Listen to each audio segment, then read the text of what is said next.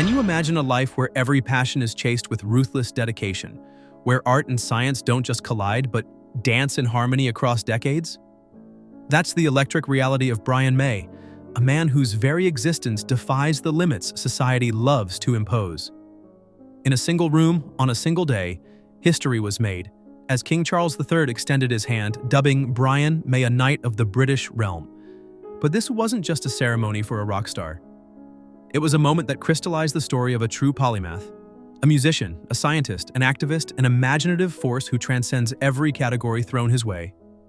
We're about to take an unflinching look past the spotlights and stadium roars, peering into the soul of a man who refused to ever fit into a single box. His recent knighthood by King Charles III wasn't a mere rub of royalty. It was an astronomical acknowledgement of a man whose work blazed trails not just across generations, but across disciplines and ideologies. Imagine the magnitude of that accolade, bestowed in recognition of years spent not only igniting the world's stages with that unmistakable ring of his guitar, but also advancing human understanding of the cosmos itself. It's tempting to see May purely as the wild-haired guitarist backlit on stadium stages, his silhouette carved into memory by flashes of pyrotechnics and wild adulation. But that's only the surface. The knighthood stands as a testament to the extraordinary intersection where passion, discipline, and unwavering integrity meet. The Queen guitarist had already conquered the impossible before kneeling before the crown. Now, his legend is cast in stone for eternity. What truly sets Brian May's story apart is how, even at this pinnacle, he's not content to rest. Consider the man behind the newest chapter in asteroid research. In recent years, Brian has plunged fearlessly back into astrophysics, the very field he fell in love with as a teenager. He's collaborated on urgent projects mapping near-Earth objects, providing invaluable research meant to safeguard humanity. And have you seen his recent co-authored papers, where the rhythms of music and the geometric elegance of the stars bleed into the written word? There's a sense, almost haunting, that Brian May might never stop learning. Every time the world expects him to revel in past laurels, he simply throws open another door. May's scientific ambition isn't confined to the classroom or the observatory either. He's an activist who channels his influence into realms that would make most celebrities pause. The dignified stage lights become searchlights for truth when Brian turns his energy toward animal welfare. Picture a world where a rock icon could just comfortably say, "I've done enough." Instead, Brian sharpened his focus in recent years, lending his voice, time, and resources to causes upending the status quo, standing front and center in campaigns for wildlife and ecological justice. His involvement has grown sharper, more confrontational, even when his outspoken stance has made him a target of public controversy. His recent initiatives, whether marching at the head of advocacy rallies or dissecting policy proposals with clinical scientific precision, show a deepening commitment to raising awareness and igniting change. But the legend didn't start with roaring crowds or the echo of royal accolades. Think back to the small, unassuming confines of Hampton Hill. Close your eyes and imagine a wiry kid, not yet 15, sitting at a battered kitchen table. Instead of toys, he and his father are surrounded by the unlikeliest scraps. An ancient oak mantle, bits from a discarded armchair, and mother-of-pearl buttons scavenged from a forgotten jewelry box. For most, these would be nothing more than the debris of daily living. But for Brian, they held the promise of escape, of creative rebellion, of leaving a fingerprint on history itself. He didn't just want to play the music of his idols, he wanted to create his own universe. Necessity is the mother of invention, and in the harsh glow of post-war austerity, high-end guitars were well out of reach for the May household. Lesser spirits might have put away their dreams. Not Brian. Together with his father, who was a talented engineer in his own right, he embarked on a painstaking odyssey. Slowly, obsessively, they carved, sanded, and wired what would eventually become the Red Special. This wasn't just a DIY project born of thrift. It was 2 years of nightly sessions, suffused with trial, error, and the kind of passion that sometimes teeters on the edge of obsession. Every groove, every imperfection was a story, a code written into the wood that would speak through millions of amplifiers for decades to come. When Brian finally strummed the Red Special, it didn't sound like anything else on Earth. It had a voice, a gigantic, soaring quality that could dance from gentle whispers to ferocious growls at the nudge of his fingers. The instrument, rumored to have been finished with everything from wood glue to knitting needles, became the signature sound of Queen even before the world knew what Queen was. The Red Special quickly took on a mythos all its own. It wasn't merely a guitar. It was the blood and ingenuity of a young man writing his own rules, an echo of familial love carved straight into its frame. The Red Special would become inseparable from Brian's identity and would fuel some of the most legendary songs in rock history. If you could bottle the spirit of that creation, you'd see in it the seeds for everything that came next. The willingness to challenge convention, the rejection of good enough, the drive to produce authenticity from limitation. Nothing in the world could have predicted how that labor of love in Hampton Hill would amplify its voice, ultimately reverberating across the annals of modern music. In this single act of ingenuity and audacity, Brian May set himself apart, not as the heir to some musical dynasty, but as a self-made visionary whose legacy was crafted by hand, note by note. The creation of the Red Special was only the first resounding chord in Brian May's extraordinary symphony of life. But even today, that signature instrument stands as a bold emblem of what's possible when creativity and necessity combine. As we move from the flicker of a work lamp in a modest London suburb and into the blinding glare of stadium spotlights, you'll see how Brian May's relentless drive would plant the seeds for a revolution. One forged not in the effortless glamour of inherited wealth, but in the crucible of adversity, with nothing but audacity and genius lighting the way. There's nothing conventional about the road from that battered household workshop to the hallowed halls of knighthood. That journey is just a beginning, and its first thunderous echo is still ringing through history. Now, let's tear through that myth of instant stardom, because the rise of Queen was anything but automatic. The name is indelibly stamped on the celestial map of popular music, but their ascent was a raw, rain-soaked uphill slog, a crucible firing each member into something unbreakable. Before the moniker Queen ever blazed in lights, there were grueling nights of self-doubt, cramped rehearsal rooms filled with battered gear and grand ambitions. It's almost poetic, this preternaturally gifted guitarist clutching his homemade Red Special, locking eyes with fellow dreamers who saw music as more than sound. Roger Taylor brought volcanic energy on the drums, restless, rebellious. Then there was John Deacon, the quiet genius on bass, a foundation in every sense of the word. Still, Queen was missing a spark. Then came Freddie Mercury, incandescent, mercurial, that voice bordering on myth itself. Some say alchemy is dead, but in these initial meetings, something transformed. Four outsiders found themselves igniting a chemistry capable of shifting the planet's axis. It wasn't a fairy tale. Even as they hammered out early songs, sometimes in garages lit by the sickly glow of streetlights, they faced rejection after rejection. Record labels turned up their noses, unconvinced this wild hybrid of rock, opera, and Baroque excess could ever find an audience. While naysayers scoffed, these four refused to yield. They called upon reserves of grit few could even imagine, playing shows for pocket change, sharing cramped flats, betting their very futures on their music. There's a temptation to romanticize this period, but make no mistake, it was pressure, not privilege, that sculpted Queen. And if Brian ever wondered if he belonged on this punishing road, it's a question answered by every note he wrung from the Red Special.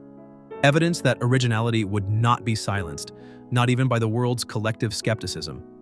Think about it, a group of young men up against a music industry allergic to risk, offering songs that swerved from thunderous riffs to operatic epics, tongue-in-cheek anthems to introspective experiments. The audacity is overwhelming. And yet it was that audacity, rooted deeply in Brian's refusal to conform, his absolute devotion to personally forging sound and style, that began to turn the tide. Killer Queen arrived not as a polite introduction, but as a declaration of intent, polished, strange, and utterly unforgettable. Then came the epical thunderbolt. A Night at the Opera.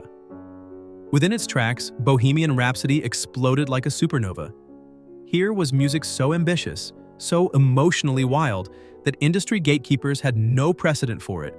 Some called it madness, others suspected magic. But audiences recognized an authenticity and a scale they'd never heard before. Suddenly, May's guitar, piercing, operatic, positively cosmic, became the comet tail trailing behind Queen's immortal ascent. In that defining moment, Queen stepped out of the realm of struggling upstarts and into the rare air of immortality. Every chord, every harmony was a brazen act of defiance against whatever cages music or life tried to place around them. Brian May's signature was stamped onto every hit, the Red Special transmitting something uniquely human, fiercely independent.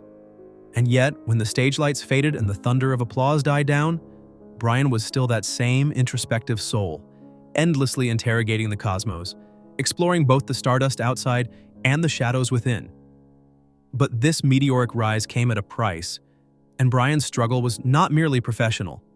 Not all the stories from those gaudy years are tales of triumph. Often, the private battles were the hardest fought. Queen's overwhelming fame turned every moment into a spotlight, every misstep into public spectacle. As the band relished the peaks of global acclaim, with tens of thousands singing their lyrics and entire nations broadcasting their shows, Brian himself navigated a far lonelier landscape within. The unrelenting pace, the scrutiny, and the pressure to innovate built an invisible cage. At times, the joy of creation was replaced by existential fatigue, the desire to transcend the hollowness that can sometimes follow stratospheric achievement. The loss of his father, an instrumental force in his life and the very co-architect of the Red Special, was a blow that few could fathom. And then, cruelest of all, the world lost Freddie Mercury, whose friendship and partnership had been as transformative as it was tempestuous. These losses carved deep wounds, and the threat of depression, that silent thief of promise, loomed large over Brian's creativity. It's almost unimaginable. The same hands that conjured the soaring optimism of Queen's greatest riffs, now fumbling through the fog of grief and doubt. But here's where May's story darts away from convention yet again. Instead of retreating forever from the public eye or giving in to despair, he leaned into the other passion that had flickered at his core since childhood: astrophysics. Imagine the magnitude of that return. Decades after postponing academic dreams for rock stardom, what does Brian do but dust off his equations and plunge back into the mysteries of interplanetary dust? In everything from doctoral research to international scientific partnerships. There's a kind of poetry to it. A man once driven by the need to make visible music from invisible dreams, now turning his gaze upward to make sense of a universe that has always beckoned. And yet, even amid this intellectual resurgence, Brian refused to cloister himself in an ivory tower. He didn't just study the universe, he advocated for the creatures within it. When much of his generation might have grown comfortable, May became even sharper in his activism, launching into public campaigns with a fury that caught many by surprise. The founding of the Save Me Trust was more than a celebrity gesture. It was a personal crusade against animal cruelty, against the systematic destruction of habitats and old traditions that put profit above compassion. His willingness to endure criticism, to battle entrenched interests and stubborn politicians, comes from the same wellspring as his music. An unwillingness to look away, to accept mediocrity, or to remain silent when the voiceless need a champion. So, as we move across the decades, from the tumult of Queen's rocket-fire stardom to the quiet, relentless battles for scientific and ethical progress, you start to grasp the full measure of Brian May's lifelong campaign against limitation. This is not the journey of a survivor. It's the journey of a pioneer, someone who, when confronted with the void, answers not with acquiescence, but with invention, empathy, and undying curiosity. Now, I want to hear your perspective. Where does Brian May's legacy resonate with your own ambitions? What questions would you ask a man who has leapt across the boundaries of art, science, and ethics with such relentless daring? Leave your thoughts below. Join our community of curious minds. And if you're moved by stories like this, make sure to subscribe. We're only halfway through this extraordinary odyssey. Don't miss the next unraveling of Brian May's ever-evolving genius. Now, as we press deeper into these pivotal years, you'll see what the glare of success can't illuminate. The subtler, sometimes brutal transformations Queen underwent in the crucible of international fame. It's easy, looking back, to imagine a band gliding from one victory to the next. Every song a hit, every concert a thunderstorm of adulation. But real life behind the scenes was far messier, full of fault lines that threatened to fracture the very foundations that Queen had laid. Brian May stood at the knife edge of these transitions, wrestling with forces that would test not just his artistry but his identity itself. Picture it, the 80s in full tumult. Queen is at their apex. Albums are flying out, tours are stretching across continents, and their sound has begun to mutate, pulling in everything from funk to disco. Some fans felt left behind, puzzled by each reinvention. Even within the band, there was friction. May, always a purist in some respects, sometimes found his vision clashing with Mercury's flamboyant love for experimentation, or Taylor's insistence on rawness and speed. The chemistry was volatile, yes, but volatile in that way that forges diamonds, or if you're not careful, triggers explosions. And the world was watching every misstep. There was never any escape from the microscope. The tabloids screamed, critics sniffed, and the pressure threatened to calcify creativity itself. Despite the mounting tension, Queen didn't flinch from taking risks. On the contrary, they leaned in.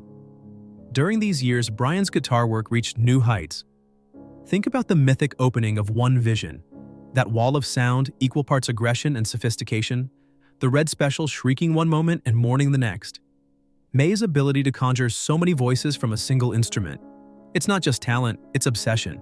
It's hours hunched over electronics and wood, chasing the exact harmonic shimmer needed, even if it meant soldering new circuits at 3 a.m. before a show. This wasn't arrogance.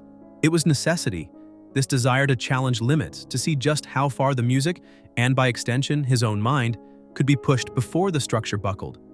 But success always comes at a cost, and the cracks in Queen's armor grew wider with each tour, each accolade. Brian, outwardly riding the wave, was also inwardly drifting. The intensity of performance, the travel, the notoriety, dislocating, exhausting, intoxicating, and sickening by turns.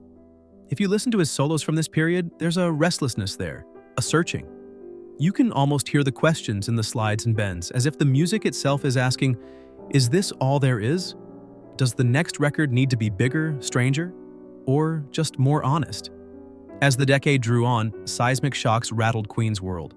Not just changing musical trends, not just the rise of punk, the synthesizer revolution, the criticism that Queen's sound was now too big, too excessive.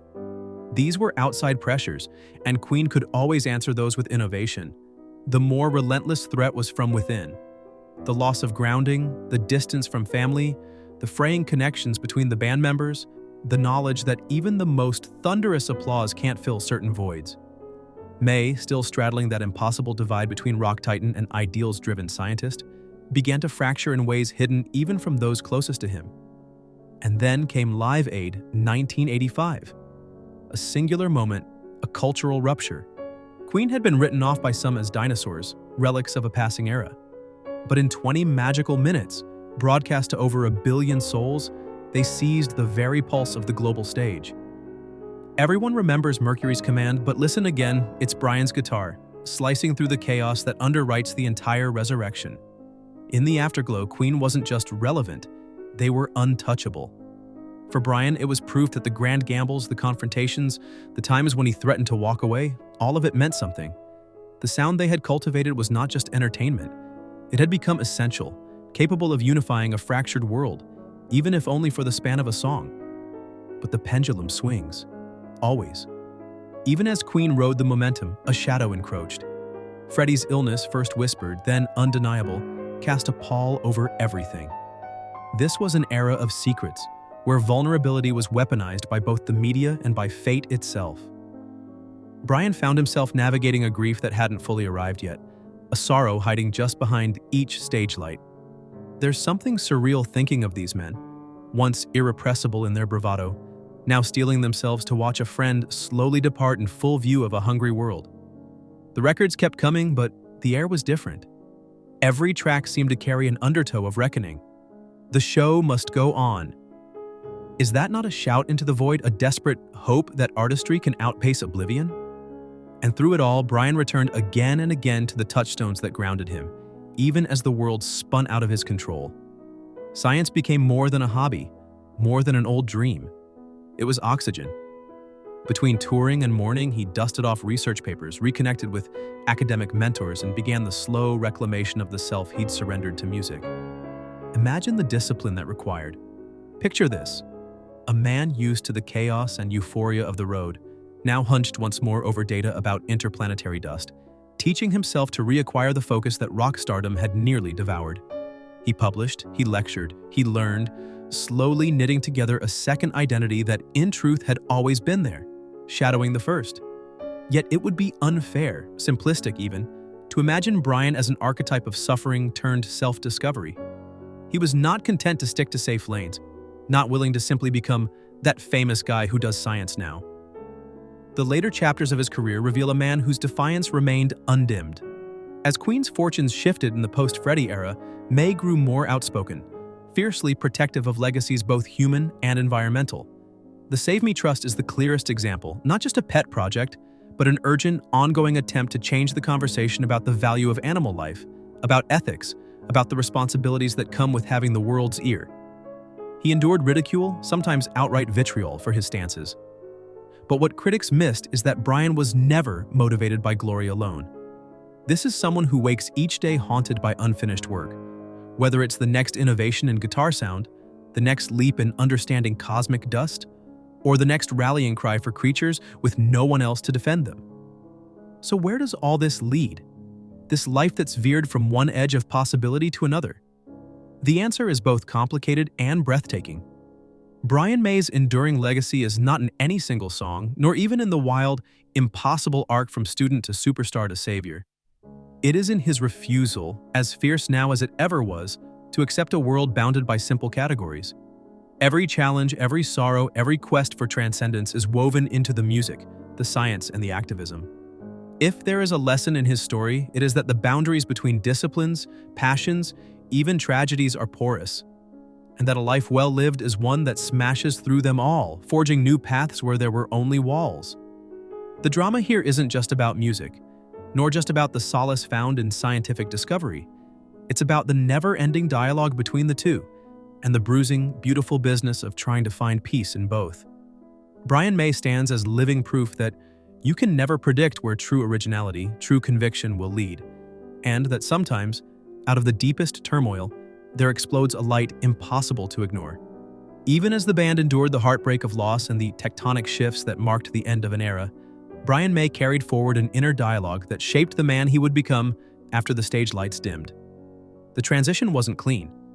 In the aftermath of Mercury's passing, Queen's world splintered, its identity threatened, its chemistry irrevocably altered. The fans mourned. The press, insatiable as ever, circled with their questions. And Brian, left to wrestle with both public expectation and private emptiness, had to find a way to build anew from what remained. This wasn't a subtle sadness hidden beneath a veneer of British restraint. This was a rupture, plain and devastating. In the haunting quiet after the last ovation, Brian stood alone with the echoes, seeking meaning, seeking direction. Who was he, without that constant creative friction, that presence beside him on stage? Who was Brian May when the spotlight swung away? Rather than sink, he persisted, and not merely in the literal continuation of Queen's legacy, but in the stubborn refusal to become a monument frozen in amber. Listen to his later solos, or the arrangements woven into collaborations with new voices and artists. There's a palpable sense of searching, yes, but also a reassertion of daring. He's not just repeating formulas or leaning on a greatest hits catalog. He's experimenting, risking, sometimes even courting failure in order to feel the pulse of something genuine. This takes resilience, but it also takes humility. Only someone who's been brought low by the realities of grief, by the awareness of life's brevity, would dare to start climbing again with so little guarantee of acclaim. That's the fire that won't burn out. It's the willingness to be vulnerable, to be judged not merely as an institution, but as an individual who is still, decades later, hungry for the next revelation. That same restless spirit spilled over into his scientific life, and the academic world was startled to find such a high-profile figure refusing to remain a figurehead. He threw himself into doctoral research, consulting, publishing, joining astronomical societies, and even collaborating on projects involving NASA and stereoscopic imaging. Here too, he wasn't content to be a celebrity nodding at the stars. There's an intensity in the way he describes interplanetary dust, or the structure of the cosmos, an intensity every bit as fierce as the one that hummed through his guitar. When May speaks of galaxies or cosmic rays, you can hear the same electricity, the same compulsion to understand and to communicate that made the Queen years so revolutionary. And for all the academic doors that might have closed to someone better known for rock anthems, Brian forced them open one by one, making it clear that expertise too is something you earn not by reputation alone, but by immersion, contribution, and sweat. But there's a thread running through all these transformations, a sense that legacy must mean more than personal triumph. For Brian, the arc bends toward responsibility. You see it in the way he leverages fame for the most voiceless creatures, throwing himself into debates, court appearances, and the muddy, unglamorous trenches of animal welfare advocacy. He's become a lightning rod, magnetizing both support and backlash, yet never ducking from controversy. It's not martyrdom, it's conviction, shaped by a lifetime spent standing beside those who refuse to bow to convention. What good is a platform if you can't use it to lift others? These later years reveal not an artist grown complacent, but a restless mind still seeking to fill the space between the stars and the earthbound cries of conscience. Whether on a parliament floor or behind a telescope, within a packed arena or alone among the quiet of rescued wildlife, Brian's refusal to be reduced to one identity stands as his greatest defiance. He calls himself lucky, but listen closely to his interviews, his writings, his work. You'll hear what lies beneath. A life shaped less by chance and more by a stubborn, bruised optimism that the boundaries we were handed can and must be breached. In the end, Brian May's story isn't just a chronicle of success, not just a catalog of loss or a parade of reinvention. It's a living rebuke to the notion that one life can be measured by a single yardstick. If his guitar sang anthems for generations, if his equations charted the mystery of cosmic dust, if his activism sparked even the smallest change in the world's conscience, all these facets are chapters, not the totality. The lesson here?